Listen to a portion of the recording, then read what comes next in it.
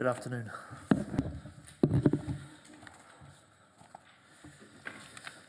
Good afternoon, everyone, and thank you for being here. I'll now report back on behalf of the 46 nations and partners that were present this afternoon at 1 week's notice at the 26th Ukraine Defence Contact Group meeting this afternoon, which I had the privilege to chair. Let me begin by thanking Secretary-General Rutte, both for hosting us today at NATO HQ and for the leadership that he's shown on Ukraine since he took office. What we saw today at the UDCG was almost 50 nations making a clear commitment of allies across the world to continue stepping up the support we give to Ukraine in their fight for freedom, in their fight for the future of their country and the future for our wider security. Ukraine walks away from this meeting backed by members of this group, backed by billions of dollars worth of arms and ammunition committed today to keep their warfighters equipped in order to help increase pressure on Putin, to help force Putin to the negotiating table, to help bring closer a durable peace. Can I also say it was a pleasure in his third full week in the job to welcome Secretary Hegseth. He confirmed the US's continued commitment to this group, to Ukraine's pursuit of a lasting peace, and the importance of security guarantees beyond. We heard his call for European nations to step up. We are and we will. NATO allies pledged 40 billion euros in military aid for Ukraine in 2024 and then went on to deliver 50 billion. The majority, nearly 60% of that aid to Ukraine last year came from European nations. And while at the same time we did more on Ukraine and will do more, we did more on defence spending and will do more. So last year saw an increase of 20% in the defence spending of the non-US NATO nations. Europe is stepping up. And finally, today we saw a clear commitment to ratchet up the pressure on Putin, military and economic, as Secretary Hegseth said, unleashing US energy production and energy sanctions to further degrade the Russian economy. Looking ahead, we all agree that 2025 will be the critical year for the war in Ukraine. Minister Umerov, who was with us, described how Ukraine's courageous fighters on the front line are hurting Russia. In this conflict that Putin believed he could settle within 3 days, nearly 3 years on, 850,000 Russians have been killed or wounded. Over 1,500 a day, almost double the rate of this time last year, are being killed or wounded. A total of around 60,000 in the last 6 weeks alone, according to our UK Defence Intelligence. But as we saw overnight, the death and destruction in Kyiv, Russia is still ruthless, Russia is still dangerous. And at this critical moment, we will step up further our support to Ukraine.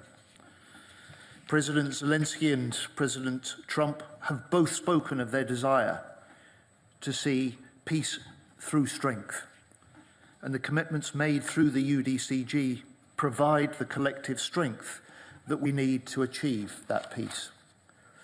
For our part, the UK will spend £4.5 billion on military aid for Ukraine this year, more than ever before. And today I announced that we will also provide an additional £150 million of new firepower, drones, tanks, air-to-air missiles. More broadly, this government continues to step up our leadership on Ukraine and in NATO.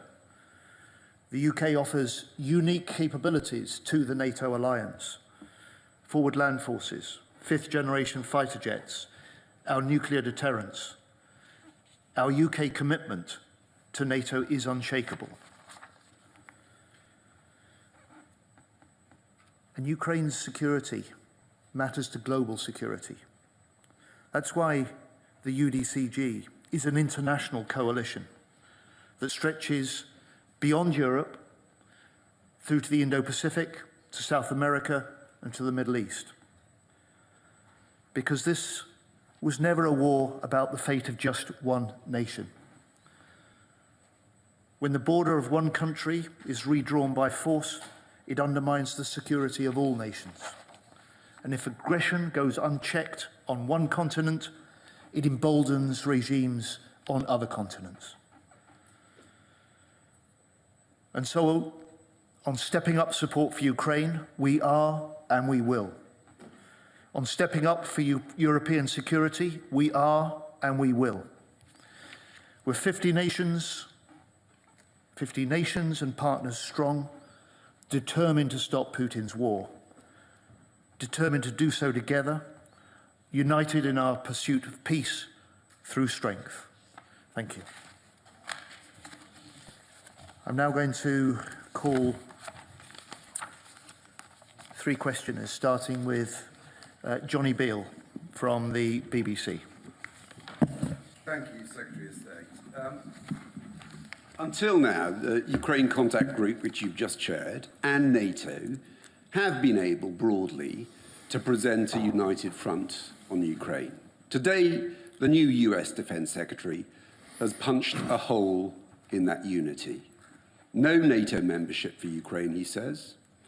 He says that Ukraine cannot expect to go back. It's unrealistic to go back to its original borders.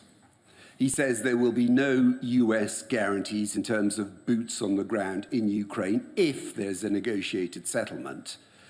Do you accept that that is completely contrary to what you've been saying and many of your NATO allies have been saying for the past few years? And also on the subject of security guarantees, if America doesn't put boots on the ground, do you really think that Britain, Europe, other NATO allies can fill that void, are willing to do that? Thank you very much.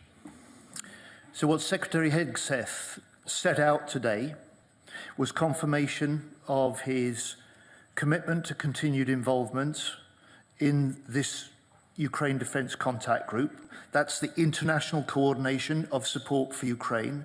That will be maintained. What he set out was his commitment, President Trump's commitment, like ours, to see a durable peace to this conflict. And what he set out was a determination to work alongside, but also see other nations, especially in Europe, stepping up to support Ukraine, which we will, stepping up to do more on European security, which we will, stepping up to do more on defence spending, which we will. And we, as a NATO alliance, to which he also gave the firmest possible continuing commitment, have always been clear that Ukraine's rightful place is in NATO. That is a process that will take some time. And for now, our duty, my duty as a defence minister, the duty of the nations around that table, is to make sure that Ukraine is in the strongest possible position going into any talks in the future. Thank you. I call, forgive me, I've got my list here. Claire Sebastian, CNN. Thank you very much for taking my question. I want to follow up on the comments around the US Defense Secretary ruling out NATO membership for Ukraine as part of a peace settlement. Look, no one ever suggested that that was imminent, and certainly not the Biden administration, but do you think spelling it out like that risks looking like capitulating to one of Moscow's key demands when clearly they are looking for signs of weakness in this transatlantic alliance? So the nations around the table, the UK is strongly behind President Trump's determination to secure an end to this conflict. to secure what he has said he wanted, which is a durable peace. And the commitment that we have made is to make sure that we put Ukraine in the strongest possible position while it is fighting when it chooses to talk. And for the US, Secretary Hegseth also laid out how, alongside the continuing military support for Ukraine that together we must provide, stepping up the pressure on Russia through energy, through economics, through diplomacy, is part of President Putin's pledge to bring President Trump's pledge to bring President Putin to the table. Lily Bayer, Reuters. Thank you very much. I'd like to follow up on the questions from my colleagues. One thing we also heard from Secretary Hegseth is he said that Europe must provide the overwhelming share of future lethal and non-lethal aid to Ukraine. From your perspective, is this doable and realistic as a goal? Can Europe actually provide the largest share, the overwhelming share of assistance, and still put Ukraine in that strong position that you were describing? Thank you. What the nations around the table and the discussion this afternoon confirmed was that the European nations and the wider international nations, alongside the US, can and must step up the help for Ukraine, and we will. But what Secretary General Rutte has also confirmed today is that 58% of the military aid put into the hands of the Ukrainians in the last year was provided and delivered by European nations. So we are stepping up the support for Ukraine. We will do more. We'll do that alongside the Americans, and we will do that to support the President Trump's pledge to bring Putin to the table and to secure a durable, lasting peace to this war in Ukraine. Thank you very much.